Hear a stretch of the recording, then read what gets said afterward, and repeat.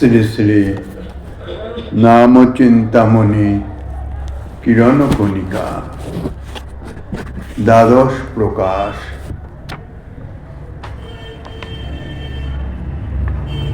তৈ মম রতিরুচ্চৈর বর্ধতাং নামধেয়। শ্রী নামে রতি।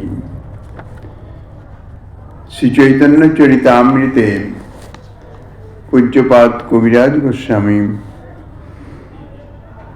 তিনি শ্রীমান মহাপ্রভুর শিক্ষাষ্টক বর্ণন প্রসঙ্গে তৃতীয় শ্লোকে বলেছেন, তৃণাদপি শুনিচেন তরণীব সহিষ্ণুনা অমানীন মানদেন কীর্তনীয় সদাহরি। গতকাল এ সম্বন্ধে আমরা কথঞ্চিত আস্বাদনের প্রয়াস পেয়েছিলাম। উত্তম হইয়া আপনাকে মানে তৃণাধম, দুই প্রকারের সহিষ্ণুতা করে বৃক্ষ সম। বৃক্ষ যেন কাটিল কিছু না বলয়, শুকাইয়া মইলে কারে পানি না মাগয়।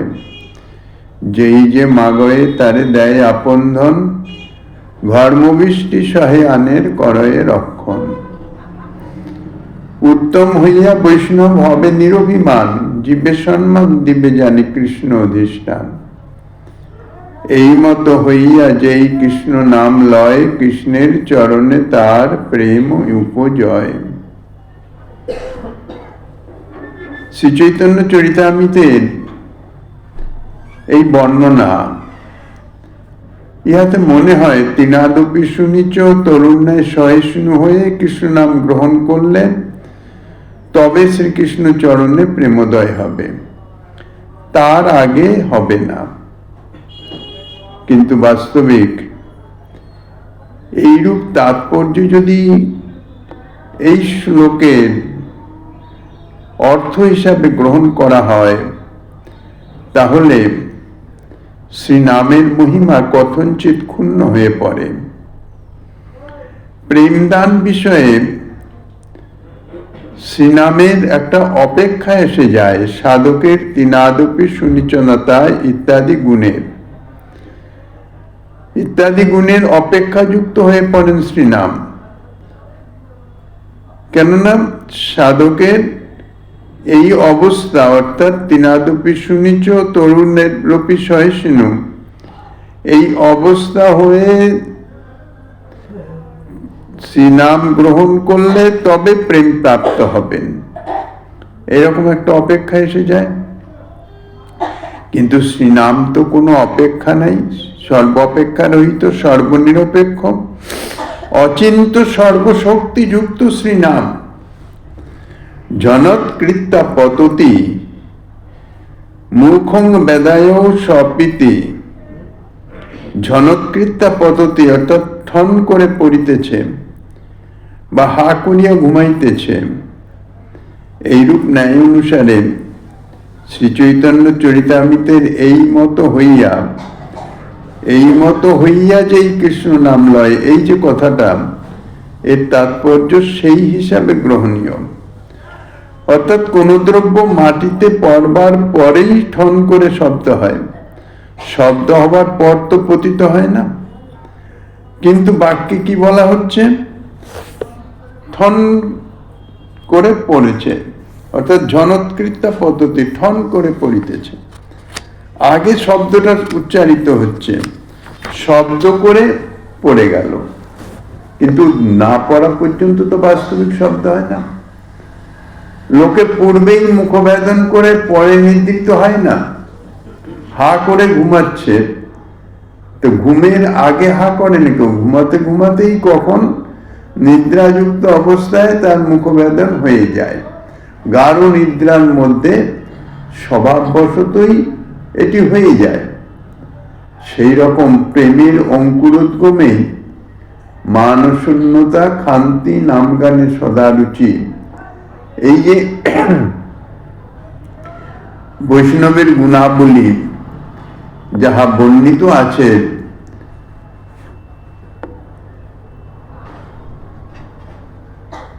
পরম দুর্লভ স্বরূপ, এবং পরম দুর্লভ ফল দানকারী।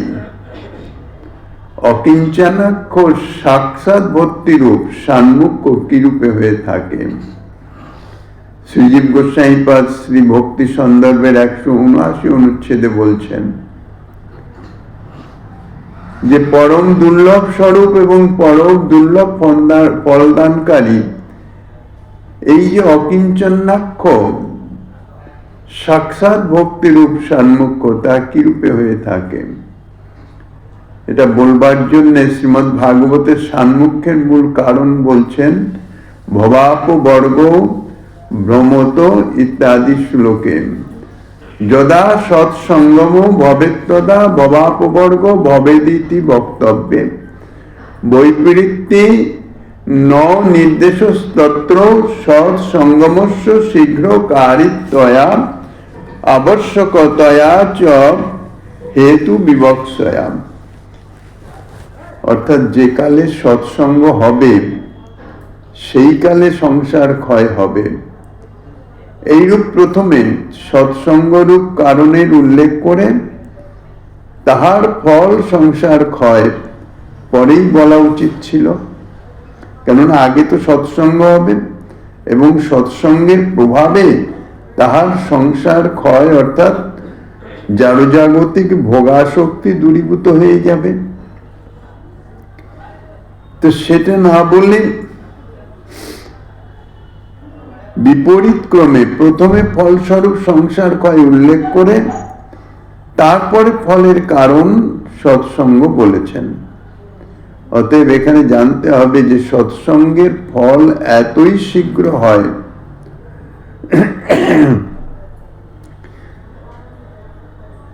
যে তাহা যেন কারণের পূর্বেই ফল হয়েছে মনে হয়ে যায়। অর্থাৎ একটা নিশ্চিততা, নিশ্চয়তা যে সৎসঙ্গ হলে তার ফলে সংসার ক্ষয় হবেই, এই জন্য নিশ্চিত ভাবে বলা হয়। অলঙ্কারিকগণ বলেন অতিশয়োক্তি অলঙ্কার 5 প্রকার, তন্মধ্যে চতুর্থী অতিশয়োক্তিটি অর্থাৎ চতুর্থী সা কারণস্য গদিতুং শীঘ্র কারিতম ইয়াহি কার্যস্য পূর্বক্তি। কারণের শীঘ্রকারিতা বলবার জন্য কারণের পূর্বেই কার্যের উক্তি করা হয়ে যায়। অর্থাৎ সেটি অর্থাৎ সৎসঙ্গের প্রভাবে যে সংসার ক্ষয়, এটা এমন নিশ্চয়তা এবং এত শীঘ্র যে সৎসঙ্গের মাত্রই সাধুর দর্শনে যায় মলের ময়রা, মানে দর্শন মাত্রই চিত্তের কলুষতা দূরীভূত হয়ে যায়, সঙ্গে সঙ্গে হয়ে যায়। এই জন্যেই কারণের এত শীঘ্রকারিতা এত দ্রুত সংগঠিত হয় যে সেইটি প্রকাশ করবার জন্য কারণের আগেই কার্যের উল্লেখ হয়ে যায়। কিন্তু বাস্তবত কারণ ছাড়া তো কার্য হয় না। এইরূপ শ্রী ভক্তি রসামৃত শেষে শ্রীজীব গোস্বামীপাদ এই অলঙ্কারে কারণের পূর্বে কার্যোৎপত্তির উদাহরণ দেখিয়েছেন। শ্রীকৃষ্ণের মুরলীধ্বনি কর্ণে পৌঁছাবার পূর্বেই মুরলীধ্বনিজাত প্রেমবিকার সমূহ শ্রী গোপীগণের মনে উদিত হয়েছিল। এখানেও ঠিক সেই রকমের। এই শ্লোকের শেষ পদটি হচ্ছে কীর্তনীয় সদা হরি। সদা হরি কীর্তনের এমনই শীঘ্রকারিতা যে প্রেমের প্রতিবন্ধক সর্ববিধ দুর্দৈব অর্থাৎ অপরাধ নাশ করে সদা কীর্তনরূপ কারণের সমকালেই অথবা পূর্বেই তাহার কার্যরূপ ফলগুলি ক্ষান্তি মানশূন্যতা প্রভৃতি যে প্রেমাঙ্কুরের চিহ্নগুলি কীর্তনকারীর বিশেষণ রূপে উদিত হয়ে যায়। ইহাই শ্রীমন মহাপ্রভুর তিনাদপি শুনিছেন শ্লোকে এবং তাহার হৃদয়জ্ঞ শিরূপপাদ শ্রী ভক্তি রসামৃত সিন্ধুতে এই যে ক্ষান্তির অব্যর্থ কালত্ব মান ও শূন্যতা ইত্যাদি শ্লোক যে বর্ণনা করেছেন, অর্থাৎ বৈষ্ণবের যাহার প্রেম উদয় হয়েছে তাহার এই গুণগুলি প্রকাশিত হয়। খান্তির অব্যর্থ কালোত্তম মান শূন্যতা আশাবন্ধ নাম গানে সদা রুচি। কীর্তনীয় সদাহরি, সদাহরি কীর্তনের ফল এটি। তিনাদপি শুনিছেন তররিব সহিষ্ণু অমানিন মানদেন কীর্তনীয় সদাহরি। চারটি কথা বলা আছে এখানে। তিনাদপি শুনিছেন, তররূপী সহিষ্ণু, বৃক্ষ থেকেও সহিষ্ণু, অর্থাৎ বৃক্ষের সঙ্গে তুলনা দিয়েছেন, তিনের সঙ্গে তুলনা দিয়েছেন, নিচুতা হিসাবে তিনের সঙ্গে তুলনা দিয়েছেন, সহিষ্ণুতা বৃক্ষের সঙ্গে। আর মানদান, অমানিন মানদেন, যারা মানি ব্যক্তি তাকে সম্মান সকলেই প্রদর্শন করেন,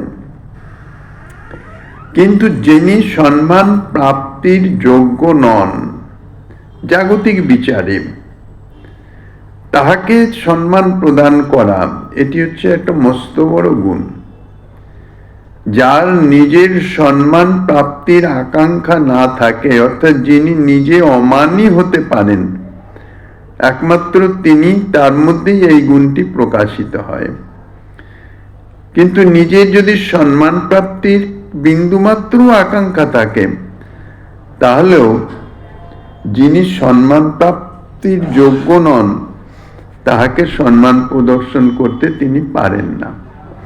কেননা নিজের সম্মানের যোগ্য, তার মানে তুলনামূলকভাবে বিচার করলে তাহলে তার থেকে কেউ সম্মানের প্রাপ্তির অযোগ্য আছেন।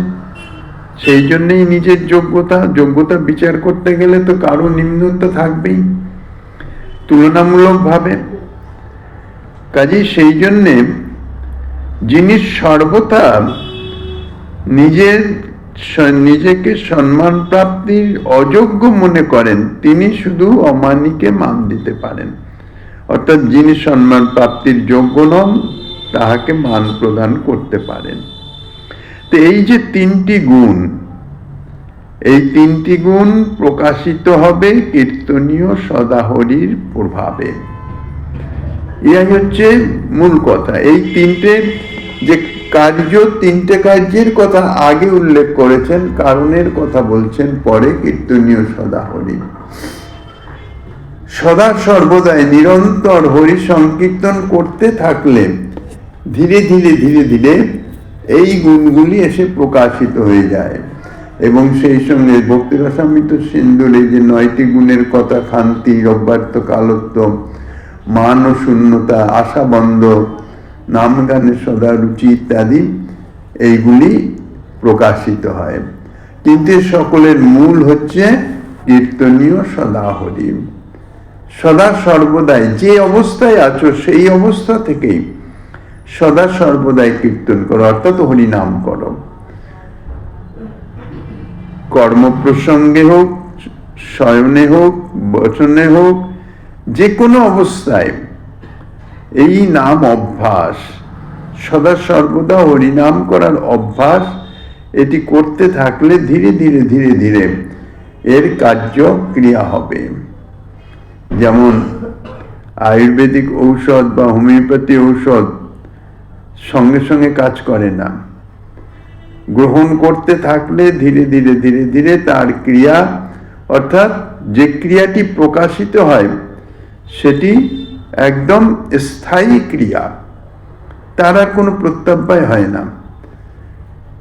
ঠিক সেই রকম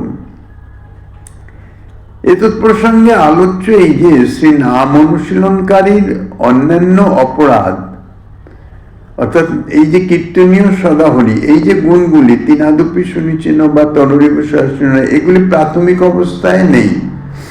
কেন নেই? তার কারণ হচ্ছে অপরাধ, প্রাক্তনী অপরাধ বা আধুনিকী অপরাধ। কত কোটি জন্ম অতিবাহিত হয়ে গেছে, অনাদি বহির্মুখতা, কত কত অপরাধ সঞ্চিত হয়ে আছে। যে সমস্ত অপরাধ খালনের বাহ্যিক কোনো ক্রিয়া নাই, কেননা অপরাধ খালনের একটাই উপায় বলা হয়েছে, যার কাছে অপরাধ তার কাছে ক্ষমা চাইলে তিনি ক্ষমা করলে তবেই অপরাধের ক্ষালন হবে। আর তিনি যদি ক্ষমা না করেন তাইলে কিন্তু অপরাধের ক্ষালন হবে না, সে ক্ষমা চাইলে হবে না। যার কাছে অপরাধ তিনি যদি ক্ষমা করেন তবেই সেই অপরাধ থেকে তার মুক্তি হবে, তা নইলে অপরাধের যা শাস্তি দণ্ড তা তাকে ভোগ করতেই হবে। এখন এই জন্মে যদি কোনো অপরাধ হয়ে থাকে, জ্ঞানত যদি হয়ে থাকে, তাইলে হয়তো সেটি নিজের মনে আসতে পারে যে এইখানে এই কার্যটি আমার অপরাধ হয়েছে। সেক্ষেত্রে সে অপরাধ ক্ষালনের জন্য চেষ্টা করা যেতে পারে। কিন্তু পূর্ব জন্মের অপরাধ, সে সম্বন্ধে তো কোনো স্মৃতি নাই, তার ক্ষালন কি করে হবে? তার একমাত্র উপায় হচ্ছে ভগবত নাম কীর্তন।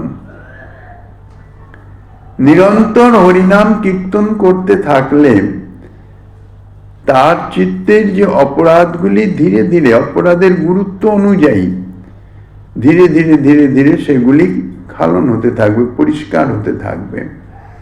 এবং যেরকম পরিষ্কার হবে সেই রকম এই সমস্ত গুণগুলি তাহা প্রকাশিত হতে থাকবে। কিন্তু অন্যান্য অপরাধ চলে গেলেও ভোক্তৃত্ব অপরাধগুলির উদ্ভব হয়। ইহা অত্যন্ত ভয়ঙ্কর, ভক্তিজাত যে অপরাধ। আমি বহুতর নাম কীর্তনকারী, এখানে ওখানে যে নাম কীর্তন হইতেছে তাহা আমারই প্রবর্তিত। আমার সমান নাম কীর্তন পরায়ণ আর কে আছে? আমার জিহ্বার অধীন শ্রীনাম ইত্যাদি মনোভাবগুলো অভিমানের থেকে এগুলি হৃদয়ে এসে উপস্থিত হয়ে যায়। এই যে ভজন অভিমান এত সূক্ষ্ম এবং এত নিগুড় রহস্যপূর্ণ, হৃদয়ের কোন অভ্যন্তরে যে লুকিয়ে থাকে, লুকিয়ে তৈরি হতে থাকে, তাহা অনুসন্ধান করে পাওয়া অতীব দুর্লভ। বাহ্যিক ক্রিয়াতে সেটি প্রকাশ হয়তো পাচ্ছে না, কিন্তু অন্তরে অন্তরে সেটি বিদ্যমান হয়ে আছে।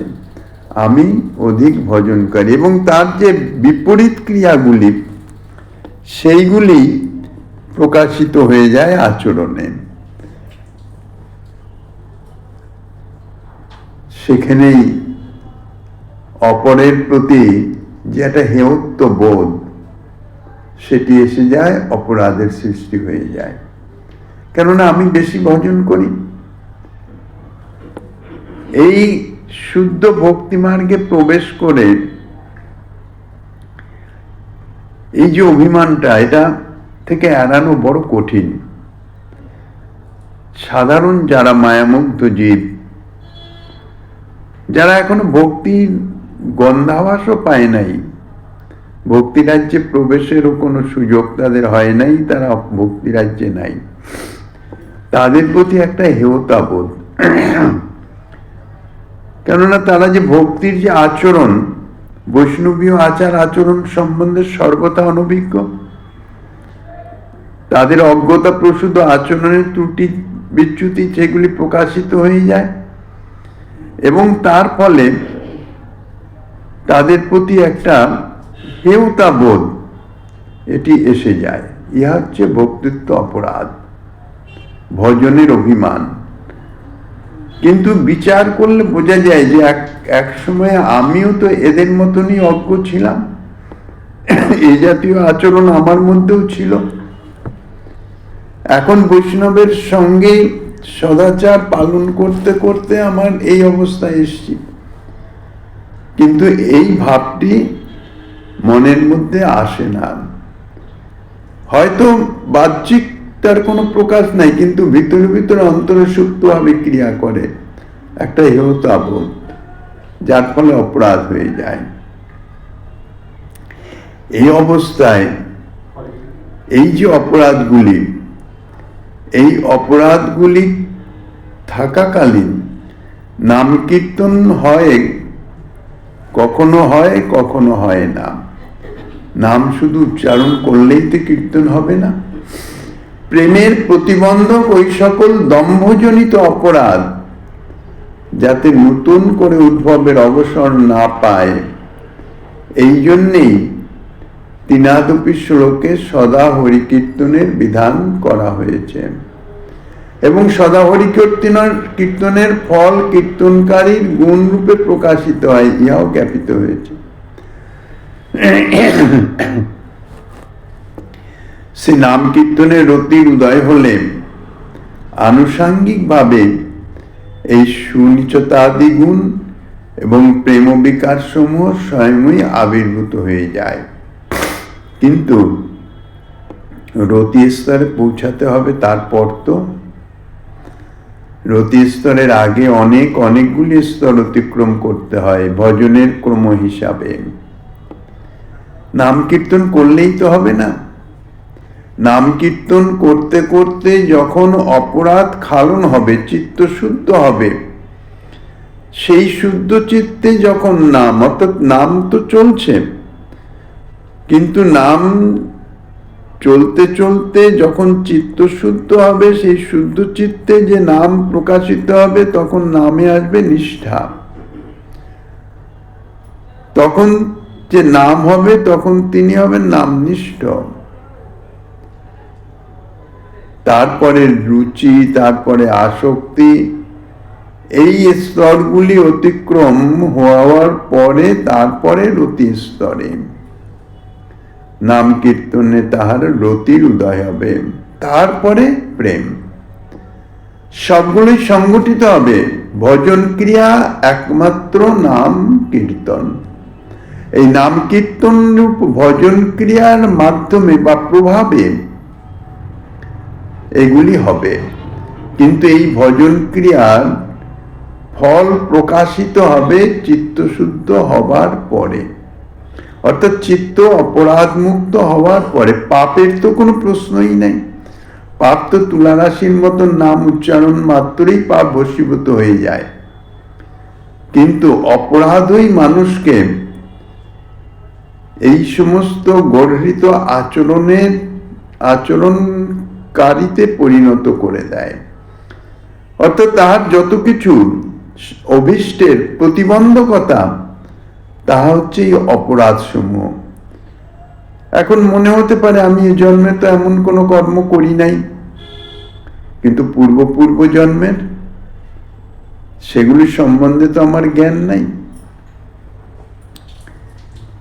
কাজেই এই জন্যে সদা সর্বদা নাম কীর্তনই করতে হবে। কি ফল প্রকাশিত হলো না হলো সেদিকে দৃষ্টি বা বিচার করবার কোনো অপেক্ষা নাই। আমার অভীষ্ট সিদ্ধ হলো কি হলো না, তাহা বিচার নয়। বিচার করতে হবে এটি স্বভাবের পরিবর্তন। শাস্ত্রীয় অর্থাৎ বৈষ্ণবীয় সদাচার, সাধুর যে আচার, তাই হচ্ছে সদাচার, সতের আচার। সাধারণ লোকের আচার আর সতের আচার, সাধুর আচার, তার মধ্যে তফাৎ আছে। শাস্ত্রে সেগুলি বর্ণিত আছে।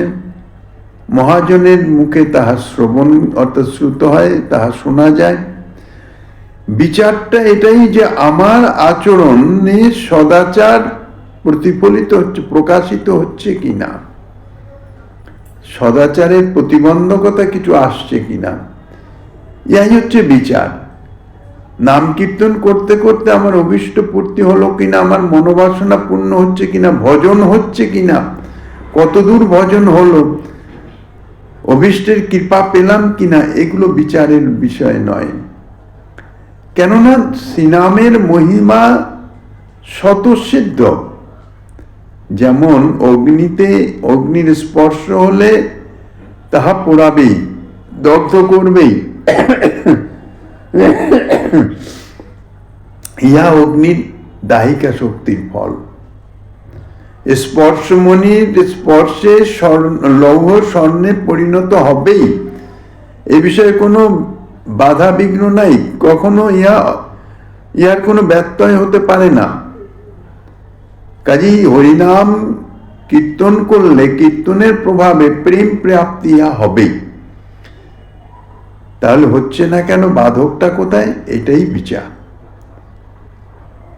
বাধকটা হচ্ছে অগ্নিতে স্পর্শ করার আগে যদি অগ্নি প্রতিরোধক কোনো আবরণ হাতে দিয়ে নেওয়া হয়, তাহলে অগ্নিতে দগ্ধ করতে পারে না। স্পর্শমণির উপরে যদি কোনো প্রলেপ লাগিয়ে দেওয়া হয়, তাহলে প্রলেপ লাগানোর পরে স্পর্শ করলে তা শোনা হয় না।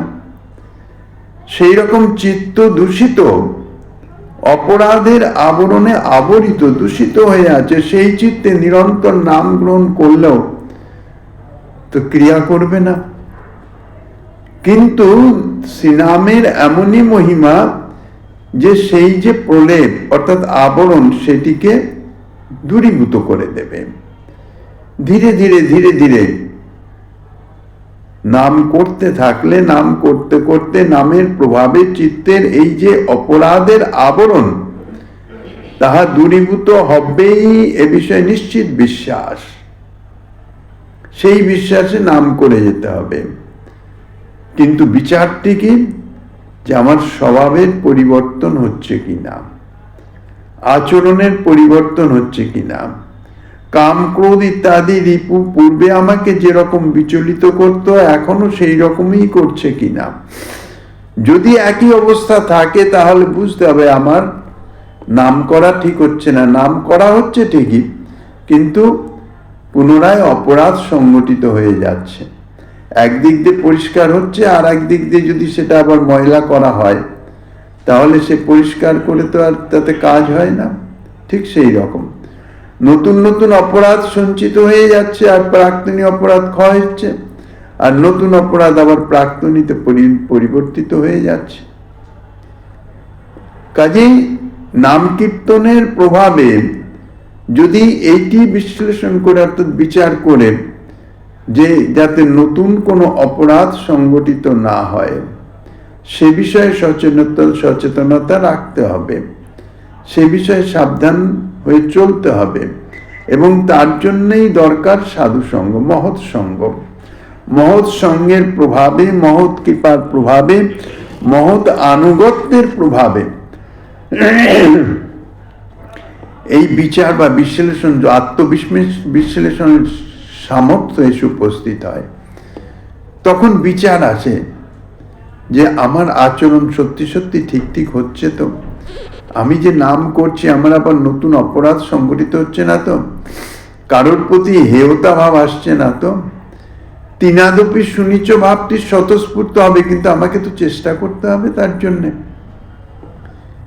আমার মনের মধ্যে থেকে দম্ভ অহংকার অভিমান সুপ্তভাবে সেগুলি ক্রিয়া করছে না তো, সেগুলিকে তো সরাতে হবে। এইগুলির চেষ্টাটা নাম সংকীর্তনের সঙ্গে সঙ্গে এগুলো করতে হবে। তাহলে ধীরে ধীরে রতির স্তরে পৌঁছে গেলে এই যে তিনাদপি সুনিচনর দররি বিষয় শুনেন, এই সমস্ত গুণগুলি স্বতঃস্ফূর্ত ভাবে প্রকাশিত হবে এবং প্রেম ও বিকার সমূহ স্বয়ং আবির্ভূত হবে। প্রেমের যে সাত্ত্বিক বিকার, তাহা প্রেম প্রকাশিত হলেই সাত্ত্বিক বিকারগুলি আপনা আপনি এসে যাবে। তখন সর্বদা নাম কীর্তন ব্যতীত আর নিত্য নৈমিত্তিক বিধিক্রম অনুযায়ী জপ অর্চন ধ্যানাদিরও আর সম্ভব হয় না। ন জপন আর্চনং নৈব ধ্যানং নাপি বিধিক্রম কেবলং সততং কৃষ্ণ চরণাম্বোজ ভাবিনাম। শ্রী বিষ্ণু পুরাণে বলছেন, যজ্ঞে সাচ্যুত গোবিন্দ মাধবানন্ত কেশব কৃষ্ণ বিষ্ণু ঋষিকেশত্যাহ রাজা চ কেবলম নান্য জগাদ মৈত্র কিঞ্চিত স্বপ্নান্তরে রেশপি। ইত্যত্র বচনান্তর শ্যাপ নবকাশাৎ কথঞ্চিত ক্রিয়মাণমপি তন্নামৈব কৃতমিত্য অবগতেশ্চ। শ্রী প্রকাশানন্দ সরস্বতী পাদ তার প্রতি শ্রীমন মহাপ্রভুর উক্তিতে সচরিতে সদা শ্রীনামের অনুশীলন ফলেই প্রেমোদয়ের কথা জানা যায়। শ্রী ঈশ্বরপুরীপাদের আজ্ঞাতে কেবল সদা নাম কীর্তনের বিশেষ উপদেশই দৃষ্ট হয়ে থাকে। শ্রীমন মহাপ্রভু প্রকাশানন্দ সরস্বতীকে বলেছিলেন, প্রকাশানন্দ সরস্বতী তিনি জিজ্ঞাসা করেছিলেন শ্রীমন মহাপ্রভুকে যে আপনি সন্ন্যাসী, বেদান্ত অধ্যয়ন করেন না, ভালো কথা, কিন্তু আপনি সদা সর্বদাই ভাবুকের মতো এই কৃষ্ণ নাম করে কীর্তন করেন, নৃত্য করেন, অশ্রু বিসর্জন করেন, এগুলো তো সন্ন্যাসীর ধর্ম নয়, এগুলি কেন করেন? তাহাতে মহাপ্রভু বলেছিলেন যে আমার এই অবস্থা যখন হয়েছে, এগুলো আমি ইচ্ছা করে করি না, স্বয়ংক্রিয়, স্বতঃস্ফূর্ত ভাবে হয়ে যায়। তা গুরুদেবের কাছে বলেছিলাম, গুরুদেব তখন বলেছিলেন তুমি মূর্খ, বেদান্তে তোমার অধিকার নাই, তুমি নিরন্তর কৃষ্ণ নাম করো, কৃষ্ণ মন্ত্র জপ সদা, এই মন্ত্র সার। এই আমাকে গুরুদেব উপদেশ দিলেন।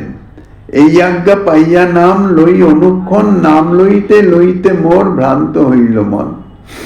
ধৈর্য ধরিতে নারী হইলাম উন্মত্ত, হাসি কান্দি নাচি গাই জইছে মদমত্ত। কৃষ্ণ নামে জ্ঞানাচ্ছন্ন হইল আমার। মহাপ্রভু এই কথা প্রকাশানন্দ সরস্বতী পাদিকে বলছেন। প্রকারান্তরে কৃষ্ণ নাম নিরন্তর গ্রহণ করলে এই অবস্থা হবে। কিন্তু যদি এইরূপ প্রেম নাম সংকীর্তনকে জ্ঞানাচ্ছন্নকারী ও অর্চনাদির বিঘ্ন সদৃশ মনে করে নাম কীর্তন পরিত্যাগ পূর্বক বুদ্ধি প্রকাশক ধ্যান ও বৈদিক মন্ত্র জপাদি অনুষ্ঠিত হয়, তবে নাম অপরাধ ফলে অন্যাবিনিবেশ রূপ অনর্থ এসে ভক্তি সাধককে ভক্তিপথ থেকে বিচ্যুত করতে পারে। ইহা রাজর্ষি আদি ভরত সচরিত্রে জীব শিক্ষার জন্য প্রদর্শন করেছেন। দেবর্ষি নারদের শিষ্য পৃথিবীপতি আদিরাজ ভরত সংসার ত্যাগের পর শ্রী শালগ্রাম তীর্থ পৌরস্ত আশ্রমে, সেখানে গণ্ডকী নদীর তীরে, সেখানে বাস করে ভগবত পরিচর্যা নিরন্তর নাম কীর্তন করতে করতে অনুরাগ বৃদ্ধি ক্রমে প্রেম পরিপ্লুত হয়ে মূর্ছিত হতেন। ইহাতে তাহার এমন অবস্থা হতো ভগবত পরিচর্যার স্মৃতিও থাকতো না। অর্থাৎ ভগবত সেবা করতেন করতে, এরকম বহু মহাত্মার, নামনিষ্ঠ মহাত্মার এরকম অবস্থা হয়। সেবা করতে করতে এমন ভাবাবিষ্ট হয়ে আছেন, কতদূর সেবা হয়েছে সে বিষয়ে আর স্মৃতি নাই। তারপরে তিনি ঐরূপ প্রেম বিকারকে ভগবত পরিচর্যার বিঘ্ন সদৃশ মনে করে নাম কীর্তন পরিত্যাগ পূর্বক সূর্যমণ্ডলে সূর্যের অন্তর্যামী হিরণ্ময় পুরুষের উপাসনায় প্রবৃত্ত হন, অর্থাৎ ব্রহ্মার উপাসনায় প্রবৃত্ত হন।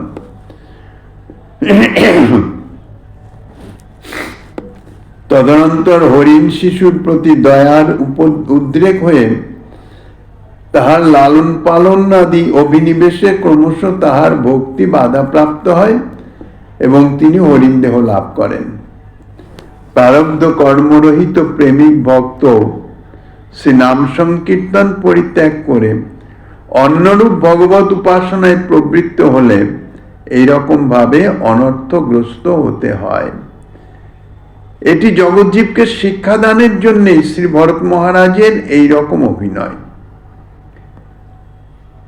উনি ইচ্ছাকৃত করেন নাই, জগজ্জীবকে শিক্ষা দেওয়া যে নামের নাম, শ্রীনাম যে ভজনের অঙ্গী এবং নাম কীর্তন সর্বভজনের সঙ্গেই করতে হবে। নাম কীর্তন ছেড়ে দিয়ে, বাদ দিয়ে অন্য ভজন করলে তাহাতে কিন্তু অনর্থ এসে উপস্থিত হতে পারে। এই জন্যই শ্রীজীব গোস্বামীপাদ শ্রী নাম সংকীর্তন অপরিত্যাগে অন্যান্য ভক্তির অনুশীলনের উপদেশ দিয়েছেন। তিনাদপি শুনিচ তররিব সহিষ্ণু অমানি মানদ, এই গুণান্বিত হয়ে সদা হরি কীর্তন করলে তবেই প্রেমের উদয় হবে। সর্বশক্তিমান পরম করুণ শ্রীনামকে এইরূপ পরাপেক্ষা যুক্ত করবার উপদেশ এই তিনাদপি শ্লোকের উদ্দেশ্য নহে। কেননা এই অবস্থায় এসে নাম কীর্তন হরিকীর্তন করলে তবেই প্রেম হবে, এটা ঠিক নয়।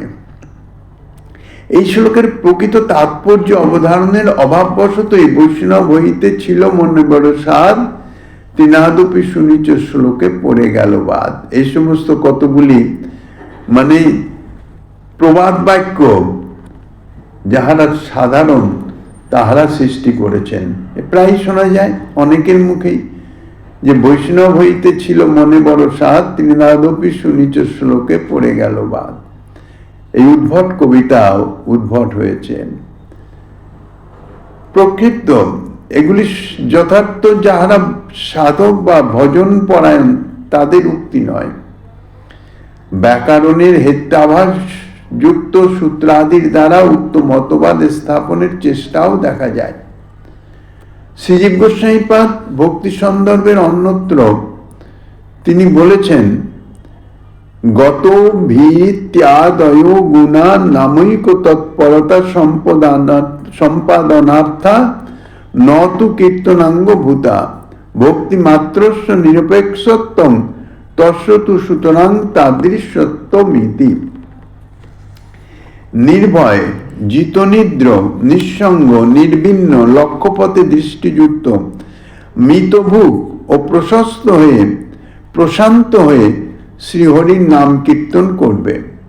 ইহার তাৎপর্য এই নয় যে ওই সকল গুণ না থাকলে সে নাম কীর্তনের যোগ্যতা হবে না। যেহেতু ভক্তিমাত্রই যখন নিরপেক্ষ, তখন সার্বভৌম অভিধেয় শ্রী নাম সংকীর্তন যে সর্বগুণ নিরপেক্ষ ইহা বলাই বাহুল্য।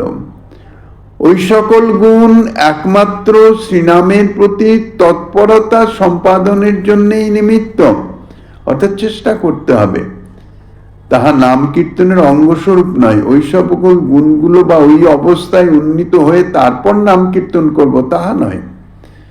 শ্রী বিষ্ণু ধর্মোত্তরের সর্বপাতককারী দ্বিতীয় ক্ষত্রবন্ধুর উপাখ্যানে দৃষ্ট হয়, সর্বপ্রকার যোগ্যতাহীন ও সর্বসাধনে অসমর্থ ব্যক্তিও যদি উঠতে বসতে ঘুমাতে চলতে ফিরতে ক্ষুধায় তৃষ্ণায় বা পতন সময়ে সর্বদা সর্বত্র গোবিন্দ নাম কীর্তন করেন, তাহলে তাহার সর্বসিদ্ধি হয়।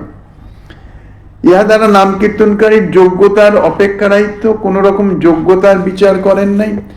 যে কোনো অবস্থায় কবিরাজ গোস্বামীপাদও বলেছেন, খাইতে শুইতে যথা তথা নাম লয়ে দেশকাল নিয়ম নাহি সর্বসিদ্ধি হয়।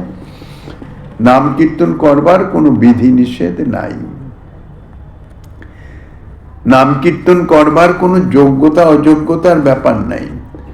কেবল আনি শ্রী ভগবান নামন্নপি নিরপেক্ষ নেব পরম পুরুষার্থ ফল পর্যন্ত দান সমর্থানি।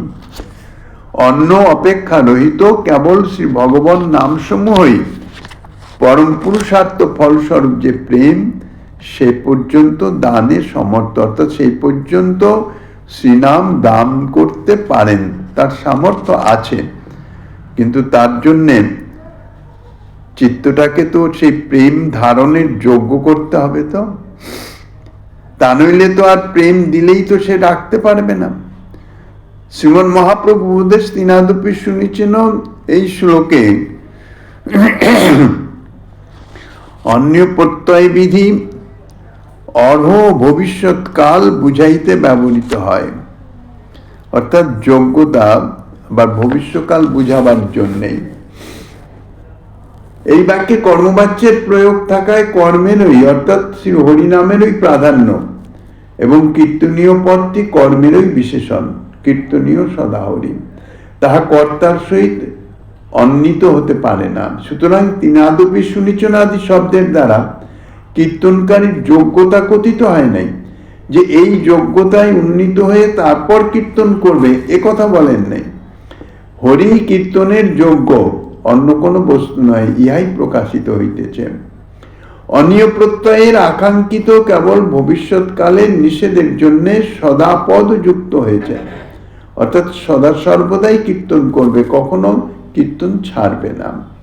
তিনাদপি সুনিচনাত্মাদি কীর্তনকারীর যে যে বিশেষণ সমূহ, তাহা একান্তভাবে শ্রী নামাশ্রয়ে সংকল্পবাচক। যেমন গোপ্তিত্বে বরণ শরণাগতির অঙ্গী, আর অনুকূল বিষয়ের সংকল্প কার্পণ্য আদি সেই অঙ্গীর পরিকর। 6টি গুণ আছে শরণাগতির, তার মধ্যে গোপ্তিত্বে বরণ ইহাই হচ্ছে মুখ্য। ঠিক সেই রকম শ্রীনামকে একমাত্র শরণ্যরূপে বরণ হইতেছে অঙ্গী, আর তিনাদপি সুনিচতা ইত্যাদি সেই অঙ্গীর পরিকর রূপে আবির্ভাব। তত্র গোপ্তিত্বে বরণমেব অঙ্গী অন্যানি তন্নানিতং পরিকরত্বাৎ। অমানি মানদ এই শ্লোকের ব্যাখ্যায় শ্রীজিপাদ শ্রী ভক্তি সন্দর্ভে বলেন, অত্র মচ্চরমিতি বিশেষ্যম, এখানে আমার শরণাগত হইতেছে বিশেষ্য, আর অমানি মানদ ইত্যাদি হচ্ছে বিশেষণ। সুতরাং প্রথমে নামাশ্রিত হতে হবে, নামাশ্রিতই হচ্ছে বিশেষ্য, আর অমানি মানদ ইত্যাদি গুণগুলি এগুলি বিশেষণ। নামাশ্রিত হওয়ার পরেই এইসব গুণগুলি প্রকাশিত হবে। আগে তো বিশেষ্য, তারপরে তো বিশেষণ। বিশেষ্য না থাকলে বিশেষণটা কার হবে? শ্রী নামাশ্রিত ব্যক্তিতে তিনাদপি সুনিচতাদি যে পরিকর গুণ সমূহ প্রেমকল্প বৃক্ষের ভাবাঙ্কুর উদ্গমকালের মধ্যে যথাযথভাবে প্রকাশিত হয়। খান্তি, মানশূন্যতা, নাম গানের সদারুচি ইত্যাদি যে অনুভব সমূহ প্রেমের প্রথম অবস্থায় যে ভাবরূপ অঙ্কুর, তাহা তাহাদের আবির্ভূত হয়েছে, তাহাদের মধ্যে প্রকাশিত হয়। শ্রী সনাতন গোস্বামী পাদ বলেছেন বিরোধ ভাগবতামৃতে, দৈন্য প্রেম্ন পরস্পরম কার্য কারণতা পোষ্য পোষকতানুভূত। শ্রী কবিরাজ গোস্বামী পাদ যে রূপে লইলে নাম প্রেম উপজয় ইত্যাদি দিব্যোন্মাদি শ্রীমন মহাপ্রভুর বাক্যে উক্ত ক্রম সিদ্ধান্ত প্রকাশ করেছেন। উহা নাম সংকীর্তনকারীর প্রাথমিক যোগ্যতার বা অধিকারের পরিচয় নহে, ভাবভক্তির উদয়ে যথাকালে তিনাদপি সুনিচতাদি তাহা প্রকাশিত হয়, স্বাভাবিকভাবে উদয় হয়। প্রথমে সাধন ভক্তি, নাম কীর্তন হচ্ছেন সাধকের, নাম কীর্তন এটি হচ্ছে এই যে ভক্তি, ইহা হচ্ছে সাধক ভক্তি, সাধন ভক্তি। এই সাধন ভক্তি করতে করতে ধীরে ধীরে যখন ভাবের স্তরে পৌঁছাবেন, অর্থাৎ রুতি স্তরে পৌঁছাবেন, তখন এই ভক্তি ভাব ভক্তিতে পরিণত হয়ে যাবে। তখন এই সমস্ত গুণগুলি প্রকাশিত হবে স্বাভাবিকভাবে, এবং তখন যে নাম গানে সদারুচির সহিত নামের অনুশীলন হয়, তাহাতে অচিরেই প্রেমের আবির্ভাব হয়ে থাকে। দৈন্যন্তু পরমং প্রেম্না পরিপাকেন জন্যতে, ইহার সহিত পূর্বোক্ত ব্যাখ্যারও সঙ্গতি করতে হবে। এরপর ত্রয়োদশ প্রকাশ। নামি হইতে নাম যে অধিক দয়ালু, সে সম্বন্ধে যাহা আস্বাদনী দিচ্ছেন শ্রীমান মহাপ্রভু গিরিধারী লালের কৃপা হলে আগামী দিন আস্বাদনের বাসনা রেখে অদ্যকার ভগবত